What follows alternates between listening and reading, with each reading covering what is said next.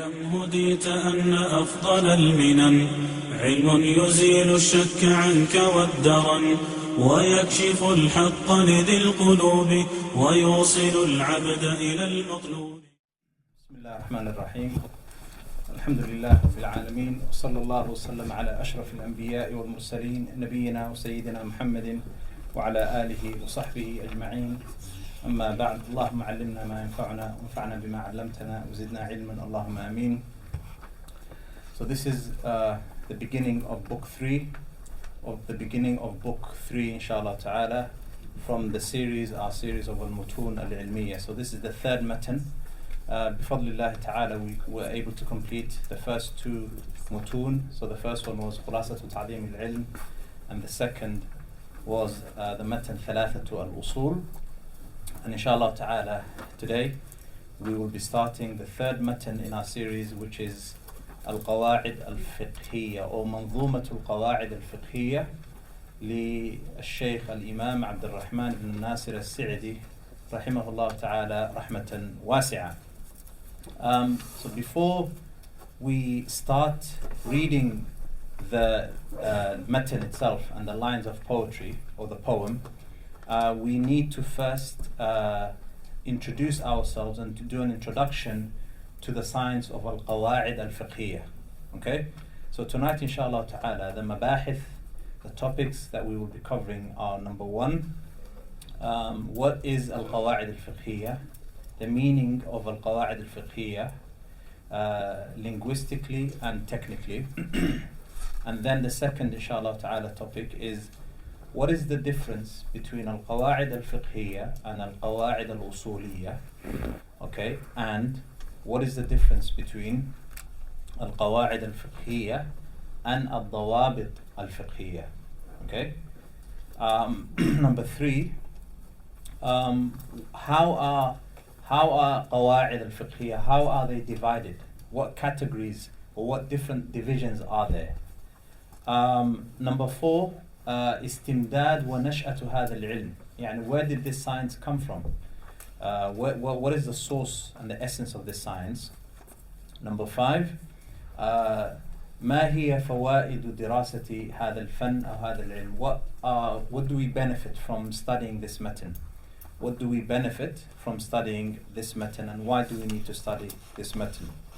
So firstly, معنى القواعد الفقهية. So brothers, inshallah, you will be introduced to many definitions and ta'rifat.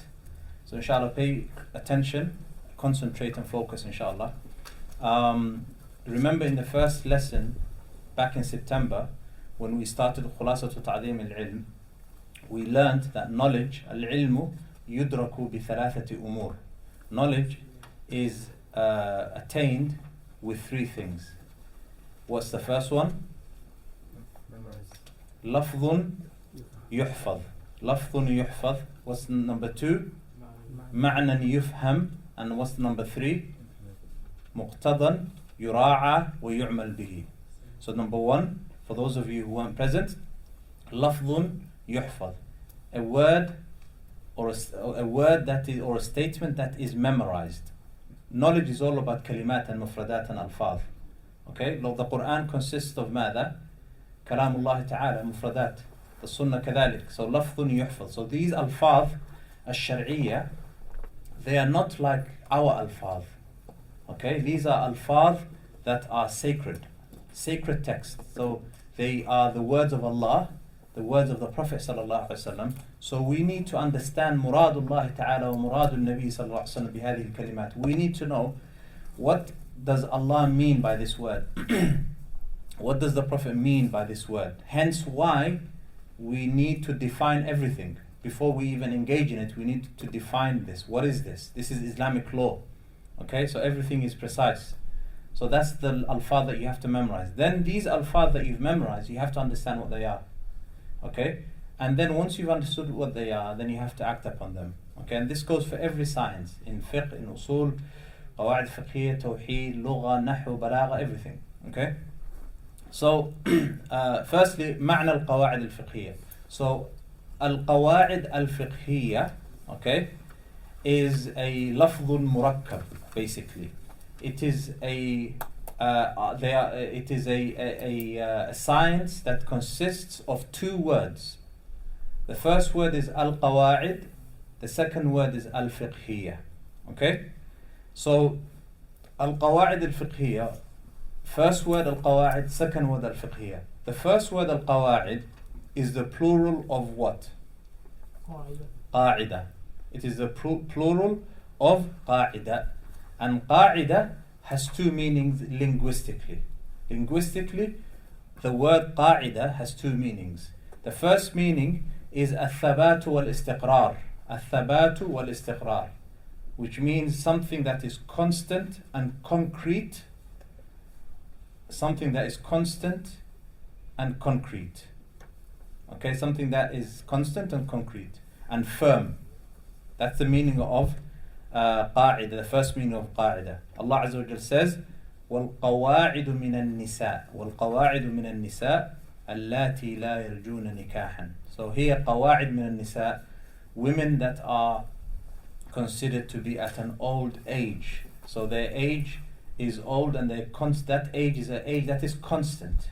That age is an age that is mustaqir and constant. That's the first meaning of Al-Qawaa'id.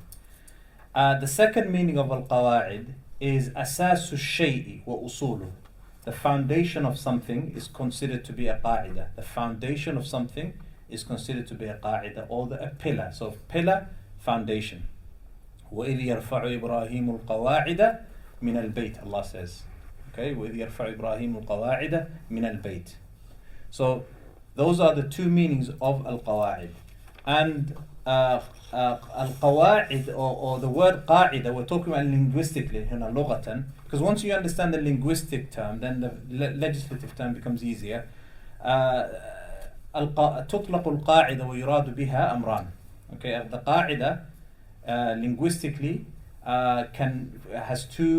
is divided into two. Number one is Al-Qawaa'id Al-Hissiyyah. Al-Qawaa'id Al-Hissiyyah, يعني قواعد or foundations that are basically concrete or can be touched. Okay, such as the concrete such as the pillars or the foundation of a building. This is a qa'ida.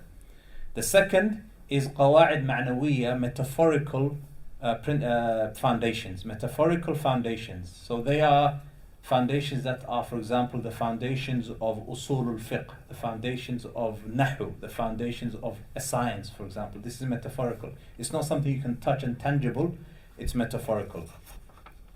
Jamil. So that's with regards to al-qa'ida linguistically.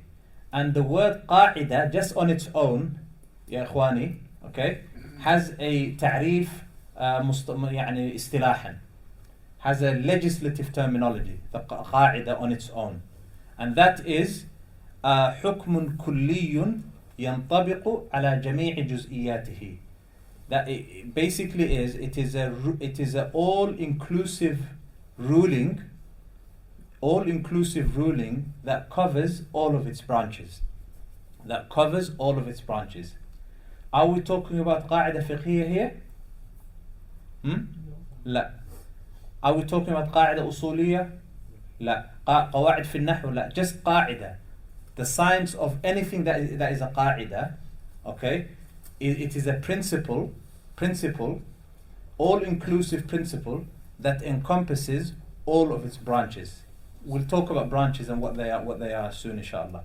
Okay? So right now, brothers, if this is the first time you've ever studied Qawaa'id Al-Fiqhiyyah, you're like, like like a battery, when you plug it into charge, it should be at 1% now, 3%, 4%. Don't panic. Things will fall into place, inshallah. Just memorize this for now. Then the fahm comes afterwards. And you go home and you look back at it and you ponder over all of this, things will start to click. The jigsaw puzzle. It's like now, think of this method now, like you've got all the pieces of a jigsaw puzzle, but you're putting it together slowly. Okay, so at first it's going to be difficult. What does he mean? You're probably thinking, what does he mean by all-inclusive? What does he mean by branches? What does he mean by all of this? This is too. Inshallah, today, inshallah, tomorrow, the next week, things will fall into place, inshallah. But for now, trying to understand what is being said, inshallah. So, qa'ida, linguistic, and also make sure you draw a map. in your head. So now we're talking about linguistically. Don't confuse this for technically or the technical terminology. We're talking about al-ta'rif al-istilahi here. So the ta'rif al-istilahi is hukmun kulli. It is a hukum, a ruling. What is a hukum, you're probably thinking? We're going to define what is a hukum soon, inshallah. Okay? So a hukum, it is a ruling, an all-inclusive ruling that covers all of its branches. All of its branches, juz'iyat or particles. Okay? Jameel. So that is linguistically what a qa'idah is. Okay? And that is technically what a qa'idah is. So we've covered linguistically what a qa'idah is, technically what a qa'idah is. Now we're going to move on, inshallah, to the next word, which is mada al-fiqhiyyah. Al-fiqhiyyah, okay, is a word ascribing itself to the science of what? Fiqh, to the science of fiqh. Okay. And fiqh linguistically means al-fahm ad-daqiq, precise understanding. Linguistically, fiqh is precision in understanding. Okay? That is what fiqh means. Okay?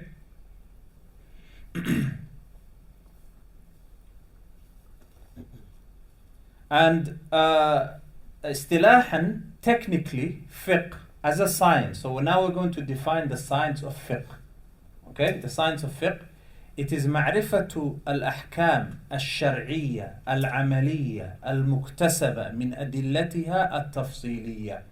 It is a mouthful, but we'll learn what it is, inshallah. Now, so it means fiqh. The science of fiqh is to have a معرفة الأحكام الشرعية, an understanding of an understanding of action-based rulings, an understanding of action-based rulings that can be deduced and derived from specific evidences.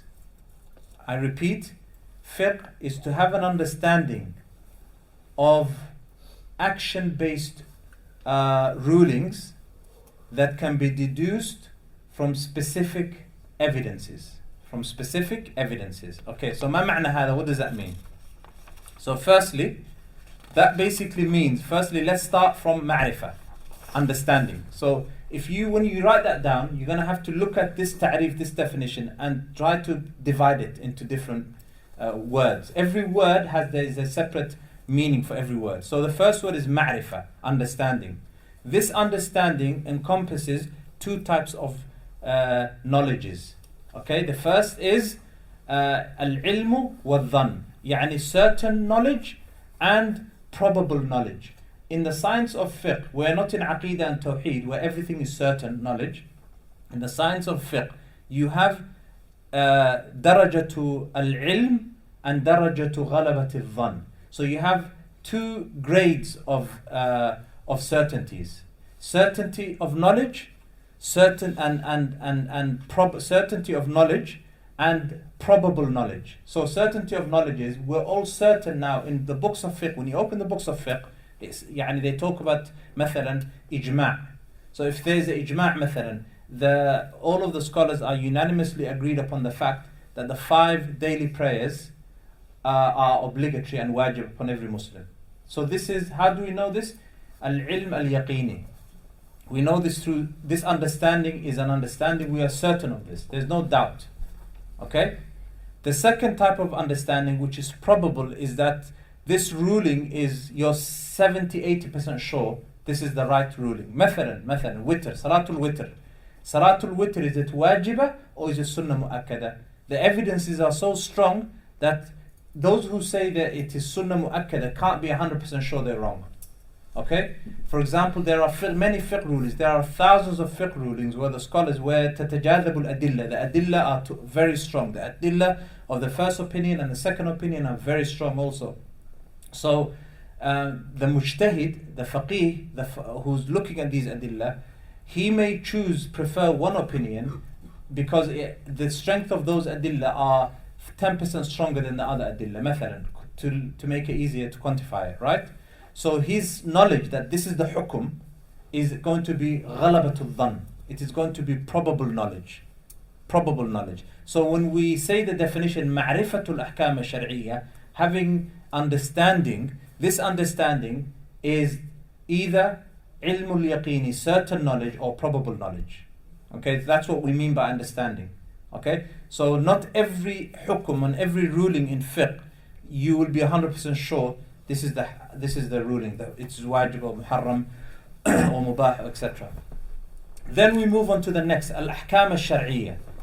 Legislative ahkam is the plural of hukum, which is a ruling, and shar'iyyah is legislative. So legislative rulings. These legislative rulings are 5. It's either يعني wajib, muharram, mandub, mustahab. You don't need to know them for now, but you will learn them in usul al-fiqh. When we learn kitab al-waraqat, inshallah, we will learn what these ahkam are. Jameel. Which brings us to the next. So what is a hukum? You always hear this. Mathalan, the mustafti goes to the mufti and says, Ma hukmu kada wa kada. What is the ruling on this? What is a hukum? The word hukum, ruling, ma ma'na hukum. Okay? So hukum, okay, linguistically means to prevent something or to restrict something. To prevent something or to restrict something. So so we understand from the linguistic term of hukum that you're restricting this issue to one particular ruling. Okay? As for istilahan, technically, hukum is ithbatu amrin li amrin aw nafihi anhu. Hukum is to ascribe something, okay? Ithbatu amrin li amrin. It is to ascribe something to something else or to negate it. That is what hukum means, to ascribe something to something else. So if I say مثلا ما حكم هذا الماء ما حكم شرب هذا الماء, what is the ruling on drinking this water? And so I am going to ascribe something to this I'm going to ascribe something to this water, bottle of water, and I'm going to say mubah. Al-hukm annahu mubah. The hukum is that it is mubah. So I have ascribed mubah to mada, to this bottle of water. So that is basically what hukum is. And the ahkam, the ulama rahimahullah ta'ala, that they divide ahkam into 3 different categories. So bear with me, inshallah. The introduction is always going to be very challenging. Then it gets easier, inshallah, because the introduction is I'm giving you the foundations of this science, so that inshallah next week and the week after, once we start learning the qawaa'id, and I say hukmuhu kada wa kada, and I use these words and these terms, you're going to have that glossary in front of you and you're going to know what I'm talking about, inshallah. Likewise, if you read a book in fiqh, in Qawaa'id Al-Fiqhiyyah, and you read hukum, shar'an, all of these terms, what they mean, you need to know what they mean, inshallah. Jameel. So, al-ahkam yuqassimuha al-ulama ila 3 aqsam. 3. Okay, the first is al-hukm al-shar'i. Legislative rulings. Legislative rulings. Okay? What is the hukum shar'i? هو خطاب الشرع. Remember خطاب الشرع? We learned this. Okay, خطاب الشرع المتعلق بأفعال المكلفين من طلب أو تخيير أو وضع. جميل. If you understand this now, this introduction is also an introduction for usul al-fiqh. Okay? This is the same introduction that is given to usul al-fiqh. When we learn waraqat, we're going to repeat this. Inshallah, you'll understand. Jameel. So, khitab al-shar'. So, al-hukm al-shar'i is the khitab of the legislator. We know what is khitab? What is khitab, ya ikhwan? Speech. Statements of the Qur'an and statements of the Sunnah. Okay? So, it is the khitab of the legislator that is connected to the actions of the servant. Okay? This khitab is connected to the actions of the servant. Okay? From talab.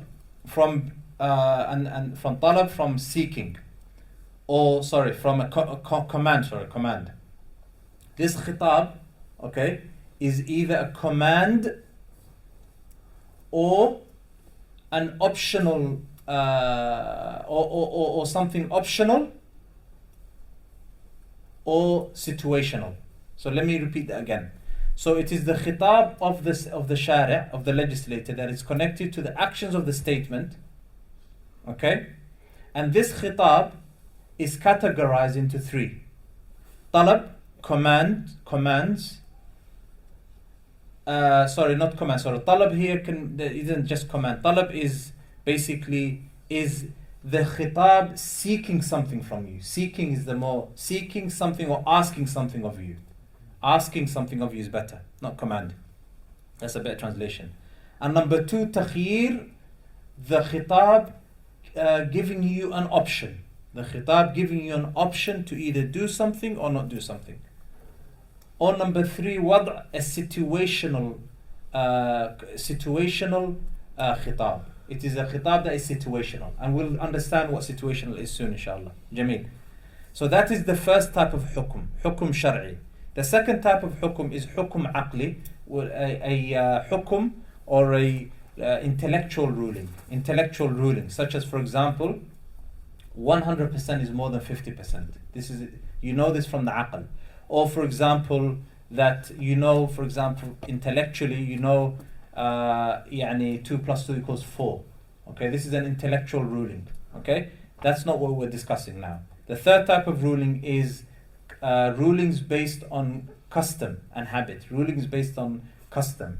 Okay, or not custom. Sorry, rulings based on natural rulings. Natural rulings, such as, for example, fire is hot and water is transparent, or water is wet. These are natural stuff. So this is, we're not discussing the other two. Jameel. Al-Hukm Al-Adi. Al-Hukm Al-Adi. Naam. Jameel. So if we go back to the first ruling, which is the first type of ruling, which is Al-Ahkam Al-Shar'iyya, then Al-Ahkam Al-Shar'iyya is divided into two. So Al-Ahkam Al-Shar'iyya, we said ماذا? Talab, Takhyir, أو Wad'. صح? So Talab is either an amr or a nahi. Okay, command or a prohibition. Okay, that is talab. Okay, so remember if maybe you don't know this, but there are 5 ahkam.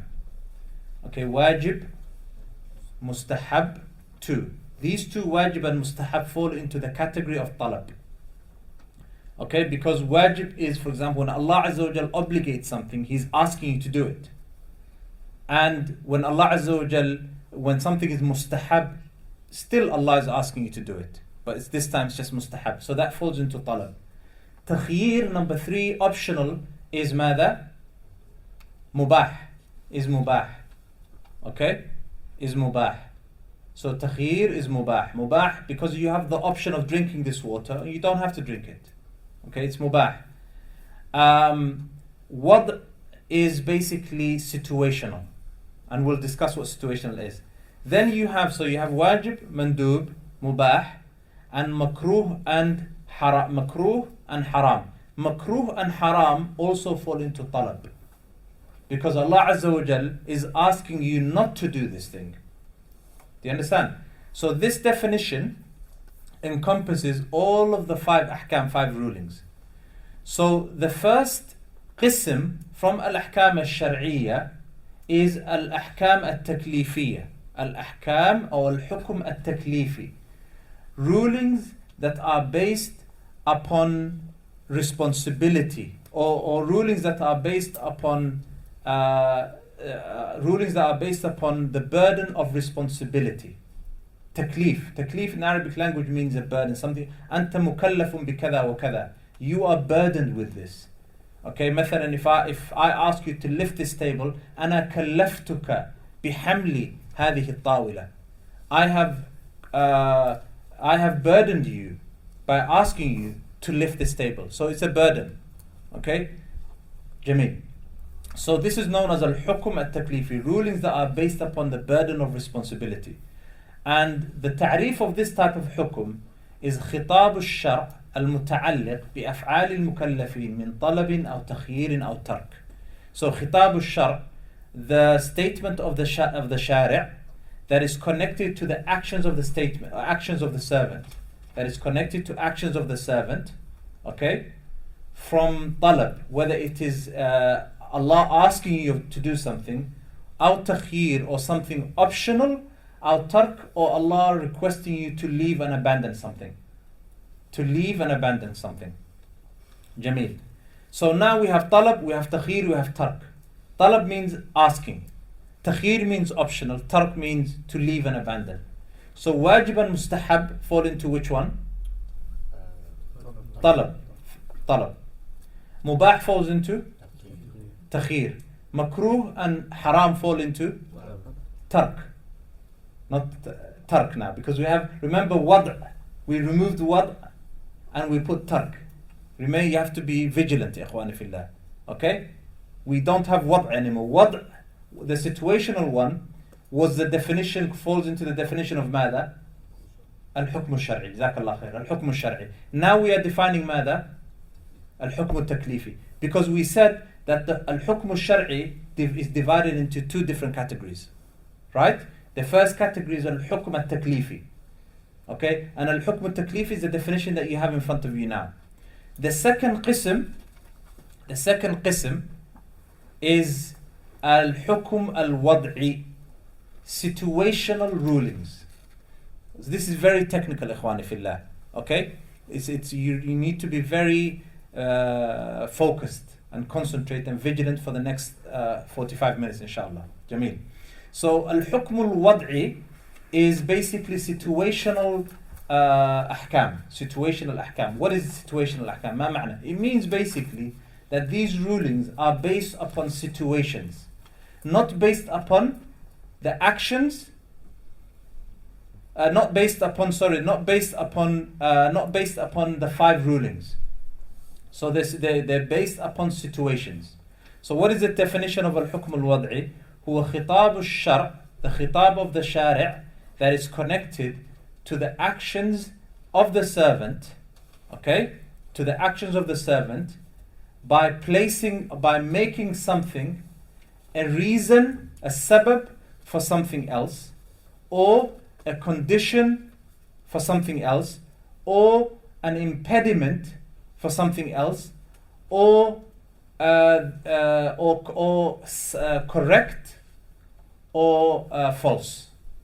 Okay, again I'll repeat. So in Arabic language, those of you who are writing in Arabic, الحكم الوضعي هو خطاب الشرع المتعلق بأفعال المكلفين بوضع الشيء سببا أو شرطا أو مانعا أو صحة أو فسادا. Okay, so it is the khitab of the shari' that is connected to the actions of the servant by making something a reason, a sabab for something else. مثلا ما هو سبب وجوب صلاة الظهر? When does صلاة الظهر become wajib? If you're asked, when the time enters. To be more specific, what is this time? عند الزوال. نعم, عند الزوال. So مثلا الآن, hypothetically speaking, if there is no zawal, let's say the clock stops at 11, let's say the zawal is at 12 in the summer, okay, and let's say the clock stops at 11:30, you freeze. Is Salatul Dhuhr wajiba yet? No. The reason for Salatul Dhuhr becoming wajib is mada? When the sun reaches its zenith, zawal. إذا زالت الشمس قيد الرمح, as the hadith states. Okay, so this is a sabab. Jameel. When does Salatul Maghrib become wajib? When the sun sets. Okay, so this is a sabab. So this sabab is connected to al-hukm al-wad'i. This is the situation in which Salatul Dhuhr became wajib. Do you understand? Okay, so that's with regards to asbab. So مثلا, when you're reading the books of fiqh and a faqih uses this term sabab wujubi hada kada wa kada wa kada, he's talking about al-hukm al-wad'i, not al-hukm al-taklifi. As for a shart مثلا, the salah has shurut. مثلا من شروط الصلاة, who can give me one condition of the salat? Al-wudu or al-tahara. Okay, استقبال القبلة, facing the qibla. Okay, these are all al-Islam. These are conditions of the salah. Okay, so these conditions are connected to al-hukm al-wad'i. Some of these shurut are in your power. and some are in your control, and some are not in your control. مثلا, the woman that's in her menses, she's in haid. Okay? When her haid stops, is it in her control? It's not in her control. It's in the hands of Allah Azza wa Jalla. So when her haid stops, she becomes pure, and then the salah becomes wajib upon her. This is known as al-hukm al-wad'i, not hukm taklifi. Shart. So we've covered sabab, we've covered shart, and we've covered mani'. Mani' is an impediment. Okay? So something is wajib, or in order for something to become wajib, then this impediment has to be removed. مثلا, al-hayd wal-nifas. Women that are in their menses. And menses, the al-hayd mani'un min mawani' as-salah. Hayd is an impediment that stops a woman from praying. So this is hukm wad'i or hukm taklifi? Hukm wad'i. Okay? Sihha. Sihha means something that is correct. مثلا, if a person prays without wudu, as-salatu hadhihi, this salah is sahiha am fasida? Fasida or batila. Batila. The ahnaf use fasida, the jumhur use batila, usually. There's no difference between the two ala sahih. Jameel. So this salah, when we say sahiha, we are giving a hukum wad'i or hukum taklifi? Wad'i. We're giving a hukum wad'i. Okay? We're not saying it's haram. The salah is not haram. Did we say the salah is haram, or did we say the salah is batila? Batila.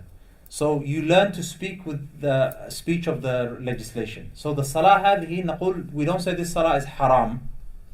The word haram يعني can't be used, this hukum can't be used to describe a salah. It can be used, it can't. It can be used to describe other things. So we say the salah is batila. So this is known as al-hukum al-wad'i. Jameel. Now you're probably asking yourself, what is the difference? ما الفرق بين الأحكام التكليفية والأحكام الوضعية? What is the difference between rulings based upon burden of responsibility and rulings based upon situation? The difference is the ulama rahimahumullah ta'ala and the fuqaha, they've mentioned a few differences. Number one, the al-hukm al-taklifi is amr, is a command and a seeking. And a command and Allah is asking you to do something.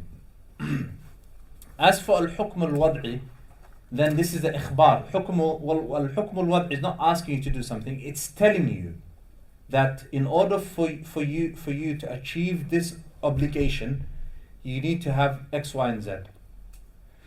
Okay? It is the ikhbar. Allah is telling you, is teaching you. Okay? So if you want to pray Salat al-Dhuhr, you have to wait for the zawal. If you want to pray Salat al-Asr, you have to wait you have to basically wait for the time of Salat al-Asr. Okay? If you want to pray Maghrib, وهكذا. So it's giving you that ikhbar.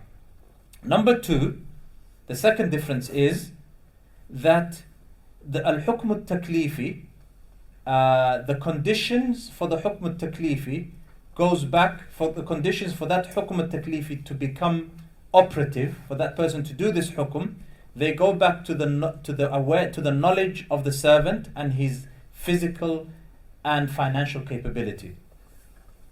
So salah, you have to be physically capable to pray. Okay? If for example a person, or mentally capable as well.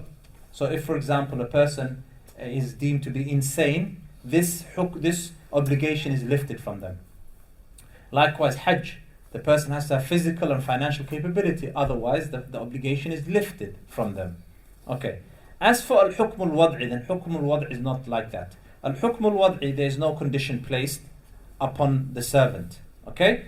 And al-hukm al-wad'i basically is not usually not in this situation is not under the control of the servant. Do you control when the sun sets and the sun rises? No, you don't. You're told when the sun rises, pray this salah. When the sun sets, when the sun reaches this phase, do this, do this. Ramadan becomes wajib mata إذا ظهر الهلال, when we see the moon of Ramadan, it becomes wajib. Okay? So it's not in your control. Hukm al-taklifi is in your control. You can get up, go pray. It's in your control. Qudra. It goes back to the qudra and the capability of the servant. Whereas al-hukm al-wad'i go back to mada, the servant is not in control of it. Okay? Also, al-hukm al-wad'i, for example, let me give you a mas'ala now. مثلا, a child smashes a window. A child takes a rock, smashes a window. This child now, do we deal with this situation with حكم التكليف or حكم الوضعي? بمعنى, is this child, did he do something haram? No, why not? Why not? غير مكلف. He doesn't fall into حكم التكليف. He's not mukallaf. The burden of responsibility has been lifted from this child. He's a child. Likewise, if someone is majnoon, Jameel, but this window that's smashed, the owner of this window now, what do we do with this owner? Do we say to this owner, just because he's a child or she's a child, so you need to go and fix your own window, unfortunately? Is that what we say to them? How do we deal with this situation? How do we deal with it? With حكم التكليف or حكم وضعي? حكم وضعي. Okay, we deal with it with al-hukm al-wad'i. So we say to the guardian of this child, you have to pay for that smashed window. Okay? That smashed window, the guardian is not going to be, there's no sin upon the guardian, but they incur the expenses of breaking and smashing that window. Okay? How so? Through al-hukm al-wad'i. This is the adl of our sharia. Jameel. The next farq is that al-hukm al-taklifi is lifted, يعني al-hukm al-taklifi is the hukm of the obligation of يعني connected to al-ahkam al-taklifiyya. They are lifted with three things: with ignorance, jahl, with nisyan, forgetfulness, and ikrah. يعني شو اسمه, what's ikrah in English? Something يعني if you're under duress, forcing, يعني under duress. نعم, if you're under duress. Okay, so the hukum taklif is lifted. Okay, if a person is ignorant of a ruling, okay, then there's no sin upon them. If they forget to pray, there's no sin upon them. They have to, the moment they remember, they have to go and pray. If they are forced to commit an act of sin, there's no sin upon them. It's lifted. That burden has been removed from them. And this is what we're going to learn. The al-mashaqqatu tajlibu al-taysir. We're going to learn this qa'idah. Mashaqqa, hardship, entails ease, inshallah. And that's something we'll learn later. Jameel. So what we learned now, inshallah, all of this was to explain ماذا? معرفة الأحكام الشرعية. Right? الأحكام الشرعية, now you know what it is, right? معرفة الأحكام الشرعية. الأحكام الشرعية تنقسم إلى قسمين. What are they? أحكام تكليفية and أحكام وضعية. And we know what a حكم is. جميل. What's the other part of the تعريف? معرفة الأحكام الشرعية إيش? Deduce المكتسبة من أدلتها التفصيلية. ما معنى مكتسبة? مكتسبة means deduced. So that means that these ahkam rulings can be deduced from somewhere. They're taken from somewhere. Where are they taken from? من أدلتها التفصيلية. From the evidences, specific evidences. Okay? So we learn that qawaa'id fiqhiyyah, okay, are taken from specific evidences. Not from, what's the opposite of specific? Not general. Not from general evidences. So now we've learned the definition of al-qa'idah. We've learned the definition of fiqh also, linguistically and technically. Okay? Now we're going to learn ماذا? We're going to learn the definition of al-qa'idah al-fiqhiyyah. Al-qa'idah al-fiqhiyyah. Okay? So al-qa'idah al-fiqhiyyah as a unit, as a those two words, as يعني, this means I'm going to try and simplify this, inshallah. نعم. جميل. So نعم. القاعدة الفقهية basically is حكم كلي يتعرف منه حكم الجزئيات الفقهية مباشرة. Okay, في أكثر من باب. So القاعدة الفقهية a principle, a fiqh principle is a comprehensive, all-inclusive principle, okay, by which subsidiary fiqh rulings are known by directly. Again, I repeat. So they are comprehensive, all-inclusive principles, okay, by which subsidiary fiqh rulings or branches of fiqh are known by directly.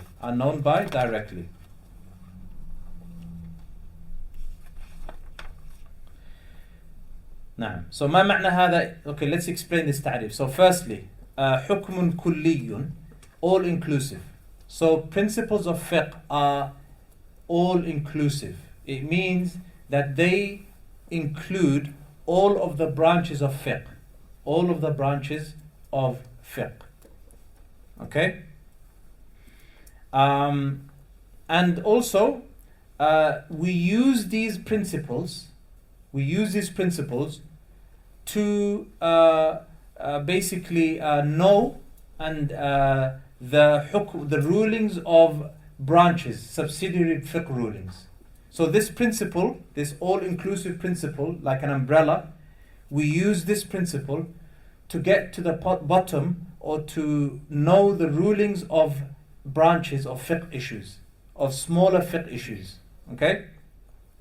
And we know these rulings directly from the principle, the fiqh principle. So مثلا, the principle in and of itself, just by saying the principle, you know the ruling. Okay, so for مثلا, if someone says, يعني I prayed, I got up and the Imam was praying Salatul Dhuhr, but I prayed, I made the intention to pray Salatul Asr. What is the ruling on my salah? Did I pray Dhuhr and Asr? And someone says, Al-umuru bimaqasidiha, which means basically, issues are considered by the intention. Okay? So this basically ruling, this principle of fiqh is a direct answer to that. You don't need anything else. So the principle in and of itself can be used directly to know the hukum or the rulings of fiqh, subsidiary fiqh issues. Jameel. The next issue, so that's what basically a qa'idah fiqhiyya is. The next issue is, what is the difference between Al-Qawaa'id Al-Fiqhiyyah and Al-Qawaa'id Al-Usuliyyah? So we need to know this. Why? لابد أن نعرف. Because some people they confuse the two. So you have usul al-fiqh and you have al-qawaa'id al-fiqhiyyah.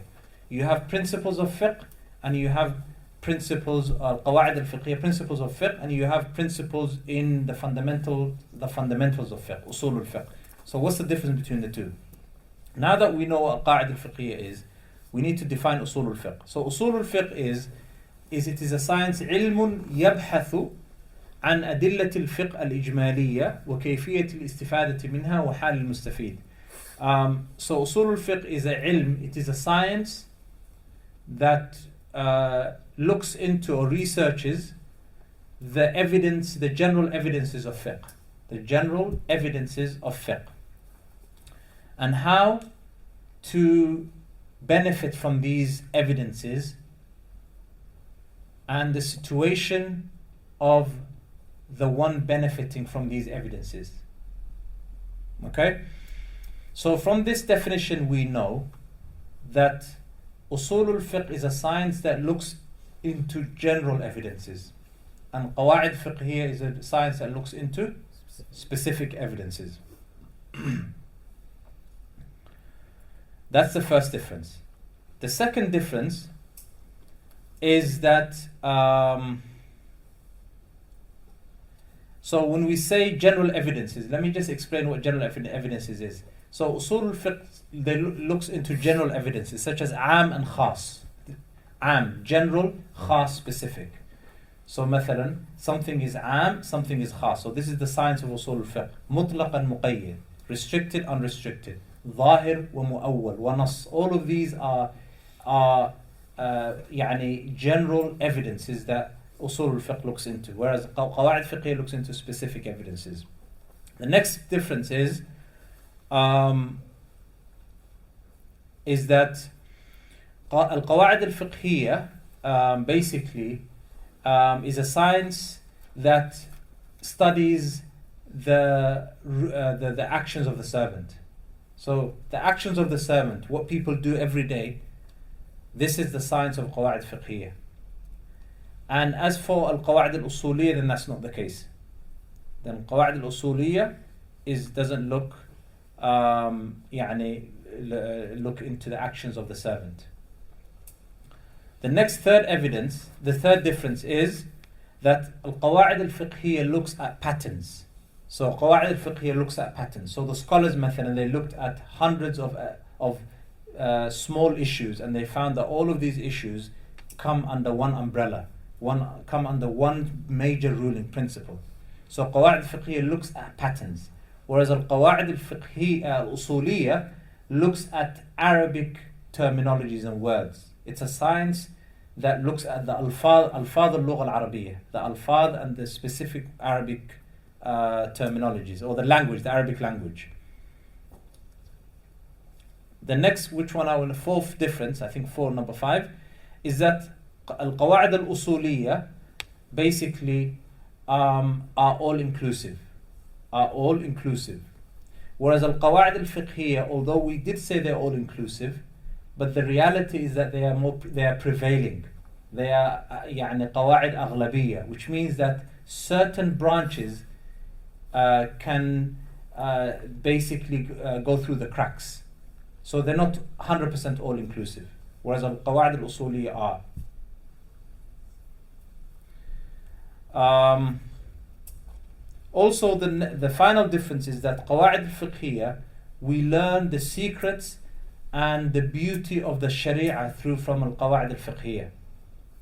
As for Al-Qawaa'id Al-Usuliyya, that's not the case. Obviously, Qawaa'id Al-Usuliyya is a different type of science, but when we're looking at the beauty of the Sharia, maqasid al-Sharia, the objectives of the Sharia, then this is something we learn from Al-Qawaa'id Al-Fiqhiyyah.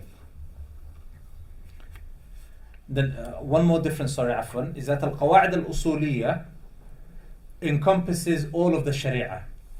Okay, so the Usul al-Fiqh is a science that encompasses Aqidah, it encompasses Tawheed, Fiqh as well. As for Al-Qawaa'id Al-Fiqhiyyah, then it is a specific science related to Fiqh only.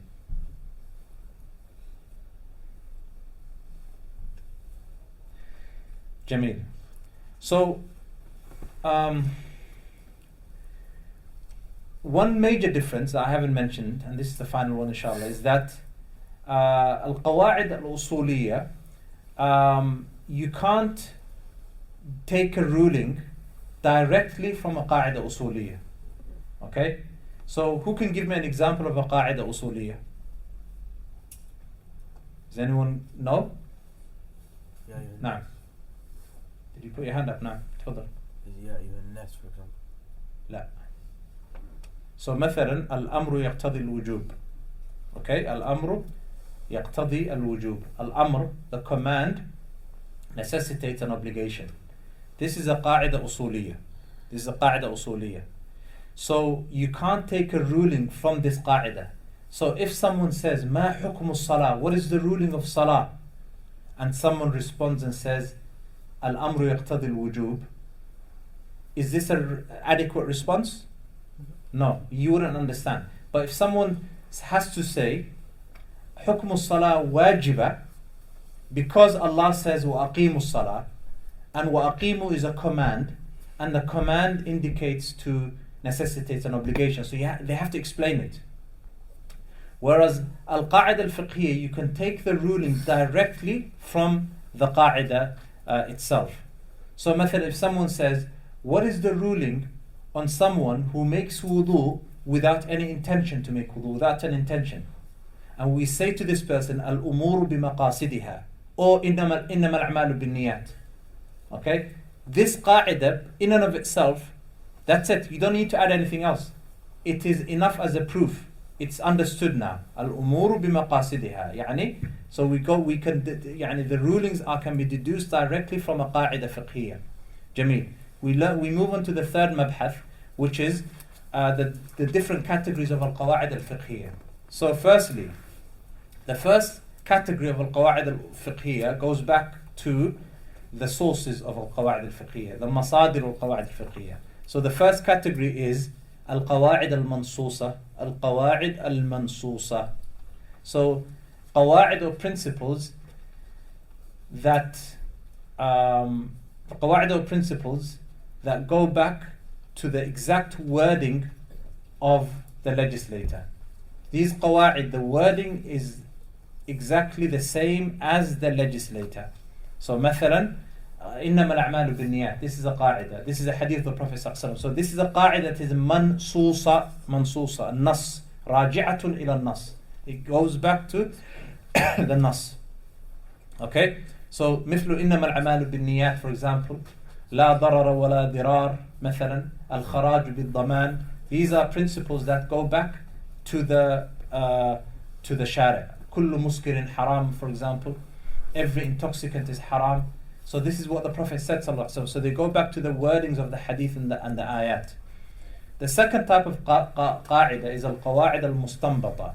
Qawaa'id that have been deduced from the evidences. So the qa'idah itself, the wording has been taken and deduced from the evidences. Okay? An example of this qa'idah مثلا is dar'ul mafasid أو dar'ul mafsadati مقدم على جلب المصلحة. So مثلا repelling a harm is given precedent over attracting a benefit. This principle now, where did it come from? It came from one example is the statement of Allah, وَلَا تَسُبُّوا الَّذِينَ يَدْعُونَ مِن دُونِ اللَّهِ فَيَسُبُّوا اللَّهَ عَدْوًا بِغَيْرِ عِلْمٍ. Allah Azza wa Jal says, do not insult those who call to, or who pray to other than Allah, so that in case that they may insult Allah Azza wa Jal. So dar'ul mafsada, of course insulting their aliha is a maslaha. It is a benefit, right? Insulting their aliha and making with haqq and with truth and refuting their aliha, this is something that is a maslaha. It is of benefit. However, repelling evil and repelling harm, which is the fact that they are insulting Allah Azza wa Jal, is given precedence over attracting a benefit. And this is one of the qawaa'id that we'll learn inshallah ta'ala. So this qa'idah is a qa'idah mustanbata. It is not mansusa. It is a qa'idah that has been deduced from the rulings. Okay? It is not a qa'idah. The Prophet didn't say dar'ul mafasid muqaddamun ala jalb al-masalih, and there is no ayah that says this, right? But it's been deduced and derived. Okay. So this is one division, one categorization of al-qawaa'id by looking at the sources of the qa'id. The second categorization of qawa'id is by looking at the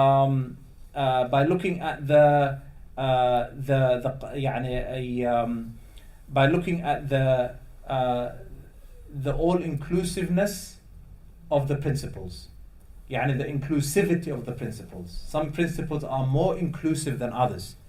And there are 5 principles. So the first qism, the first type of principle in terms of inclusivity is Al-Qawaa'id Al-Fiqhiyyah Al-Kulliyah Al-Kubra.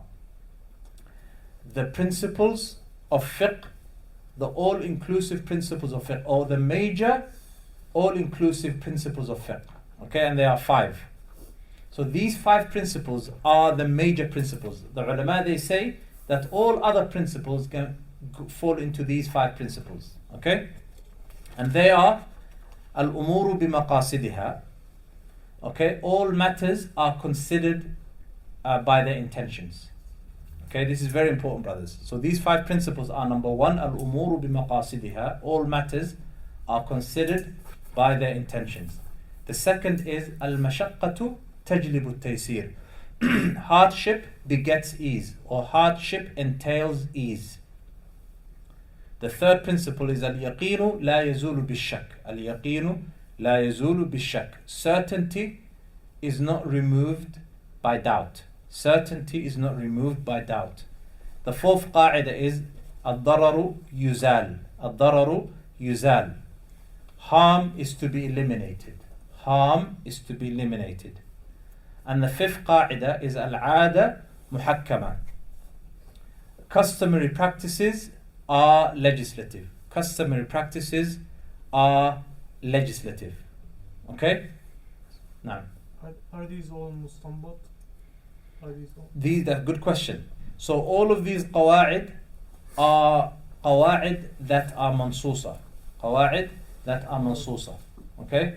So it means that they are qawaa'id or principles that have... So the mansusa, afwan, whether it's mansusa or mustanbata, firstly, both of them have the same level of hujjiyah. They are both they are both considered as evidences, right?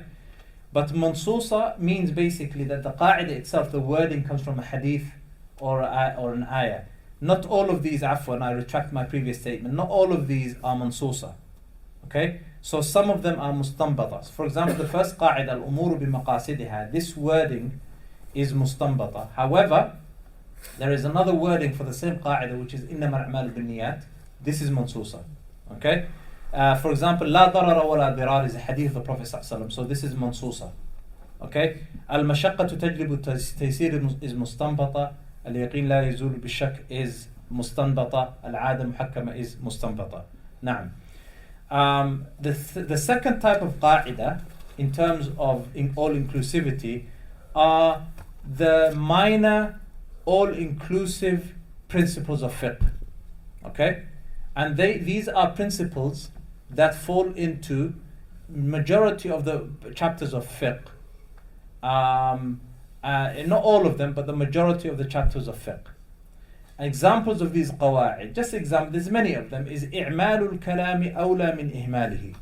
So, مثلا, يعني إعمال الكلام, يعني acting upon speech takes precedence over ignoring or neglecting a speech. And there's many other examples such as لا ينسب لساكت القول. لا ينسب لساكت القول. يعني one who is silent, speech is not attributed to the one who is silent.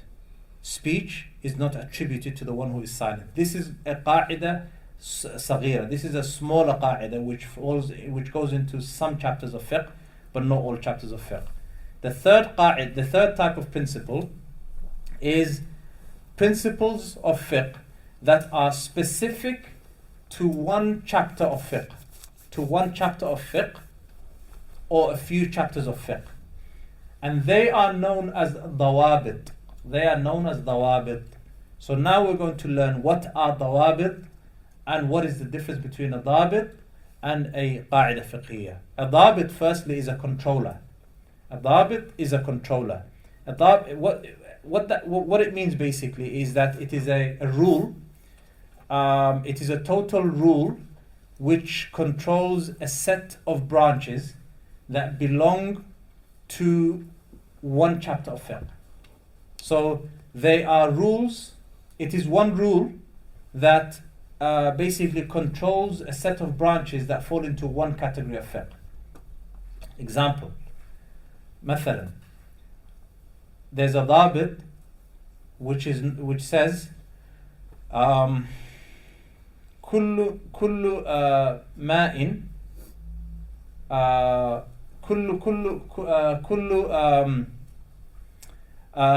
كل ماء تغير لونه أو ريحه أو طعمه بنجس فهو نجس.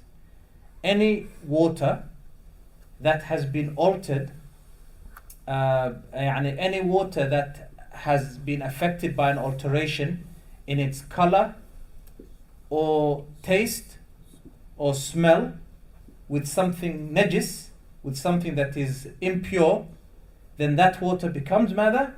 Impure. This dabit, does this fall into tayammum? Does this fall into zakat? No, it falls into one branch of fiqh, which is masailul miyah, issues pertaining to water or the purification of water.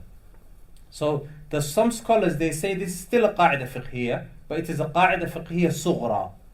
Other scholars, they say it is a dabit. So if ever you see a scholar saying وهذه قاعدة فقهية صغرى or من القواعد الفقهية الصغرى, and another scholar says وهذا ضابط, they're talking about the same thing. They're talking about the same thing. Does that make sense, ikhwan? Jamil. So what is the difference between a dabit and a qa'idah fiqhiyyah from based on what you've learned?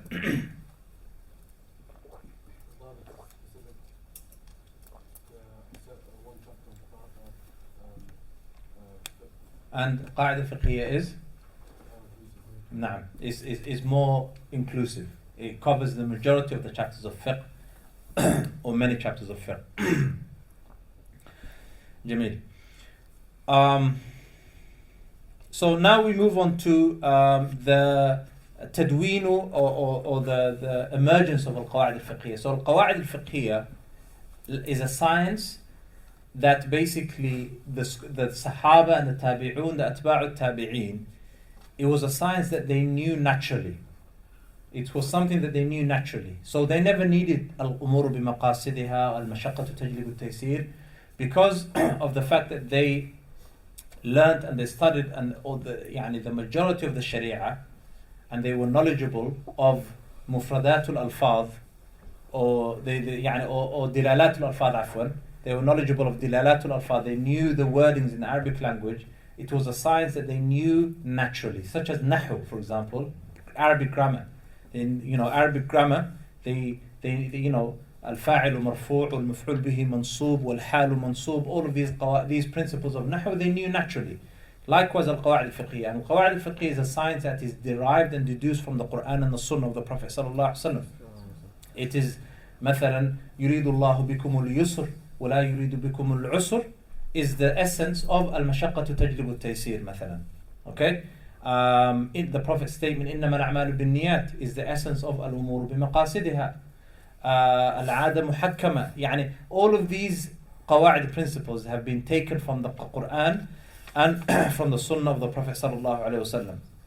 Then the scholars rahimahumullah ta'ala afterwards they started to notice these patterns in the Quran and the Sunnah. When you look at something for so long and you study something for so long, you're going to notice patterns. And because they were very proficient in the Quran and the Sunnah, they started to see these patterns, and then they started to notice these qawaa'id from these patterns. So the first sheikh to notice these patterns, he didn't actually record these patterns in a book, or he didn't author anything, but he noticed these patterns was a Hanafi sheikh called Abu Tahir Muhammad ibn Muhammad al-Dabbas rahimahullah ta'ala, from the scholars of the Ahnaf.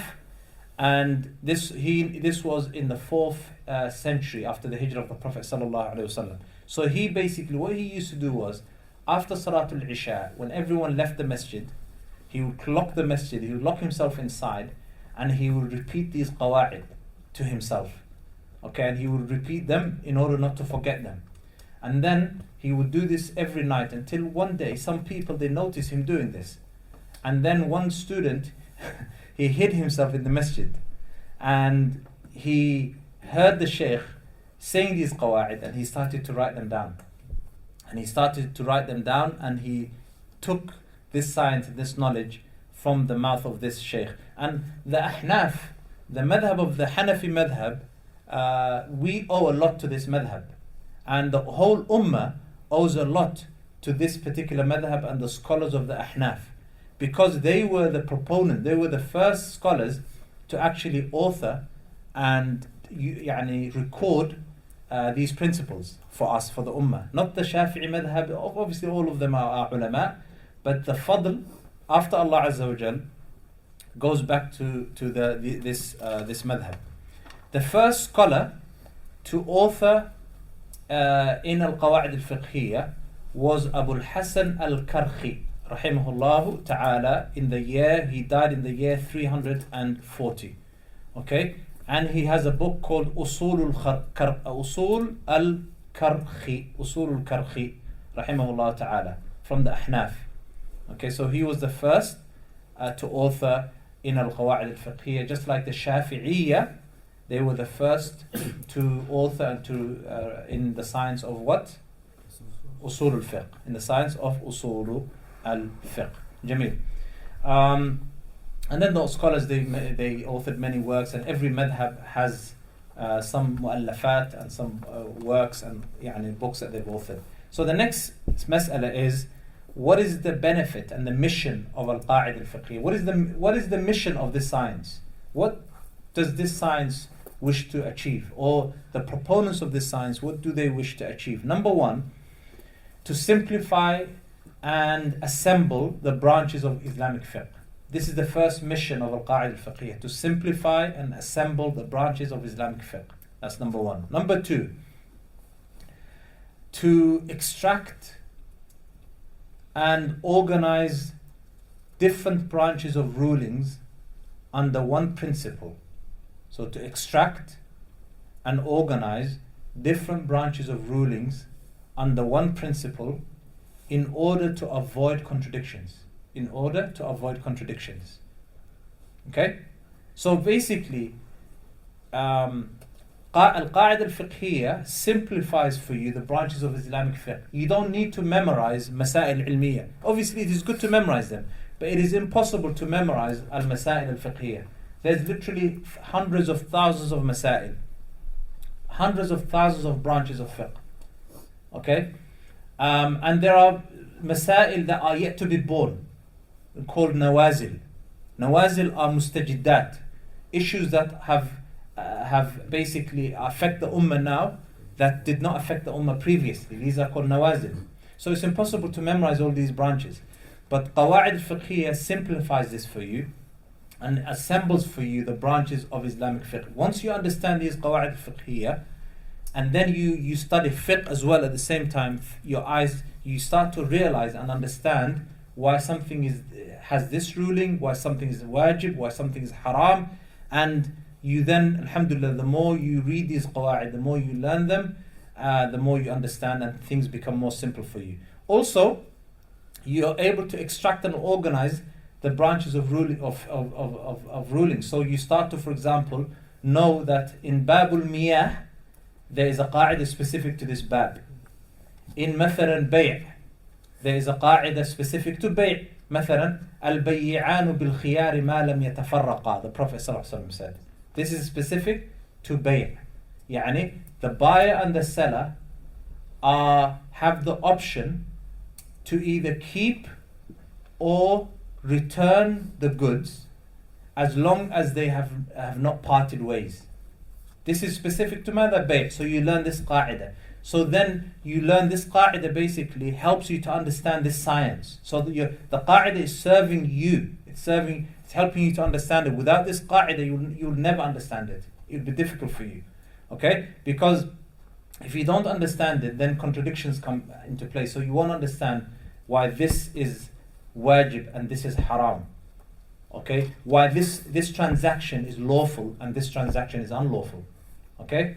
وهكذا. جميل. So, مثلا, البيعان بالخيار, if you take this example, now people, for example, buy over the internet, yet this principle is still operative. We still make use of this principle. You go on Amazon and you buy something on Amazon, but when you click purchase, you click the icon purchase, and the transaction happens, and then you get a receipt, then it is as though you have parted ways. The buyer and the seller. You're the buyer and the seller is Amazon. So now that's it. You have no khiyar unless it is mentioned in the contract. But this is something you learn from these principles. Jameel. Number 3, we use Qawaa'id Fiqhiyyah to assist scholars to respond to new issues. Nawazil, new issues, new masail. Okay? Number 4, okay, from the mission of Al-Qawaa'id Al-Fiqhiyyah is to prove that Islamic fiqh encompasses every community. Encompasses every community, everywhere, anytime and every time. Or, بعبارة أخرى, to prove that Islamic fiqh is suitable for all people at all times in all places. It is suitable for all people at all times in all places. Okay? Understanding also, number 5, understanding Qawaa'id Al-Fiqhiyyah increases your iman. Increases your iman because you are able to worship Allah Azza wa Jal upon knowledge and wisdom.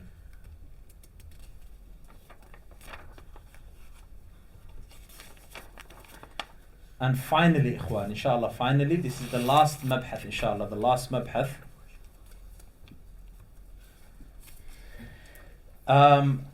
It is the hujjiyah of Al-Qawaa'id Al-Fiqhiyyah. Is a qa'idah fiqhiyyah, is it an evidence in and of itself? Is it a proof? Just like an ayah.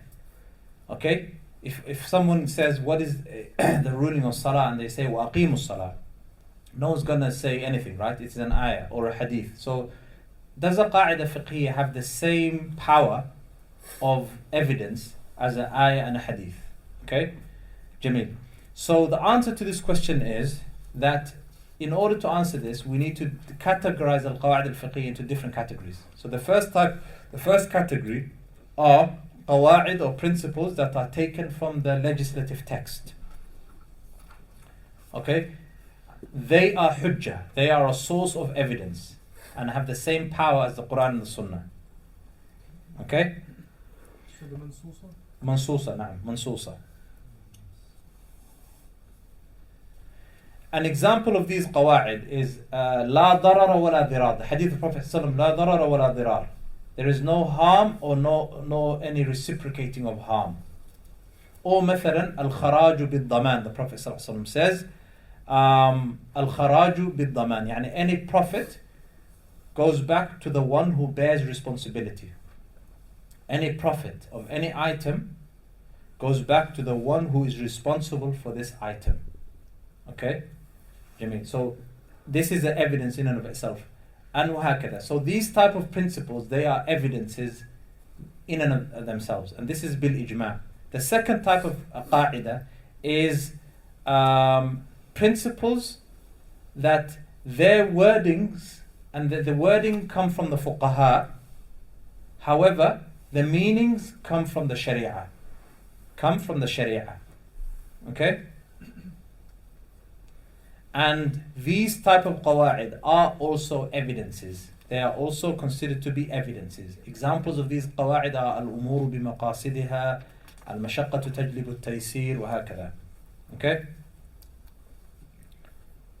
The third type of qa'idah are qawa'id istiqra'iyya. Qawa'id or principles that the fuqaha derived. The fuqaha they derived these principles. يعني from the shari'. So the fuqaha they looked for patterns and they took these qawa'id, these principles, from general meanings, not from one dalil like la darara wa la dirar or al-umur bi maqasidiha, but from their understanding of patterns within the legislative texts. Okay? Another example is the scholars, they saw many branches of fiqh, and they found that all of these branches of fiqh have one ruling. And then they said, okay, these branches of fiqh, these 100 branches of fiqh have one ruling. Let's make a qa'idah for this. Okay? Let's make a principle for this. And then they made a principle for it.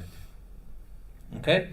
So, مثلا, any limb, an example is, كل عضو حرم النظر إليه حرم لمسه.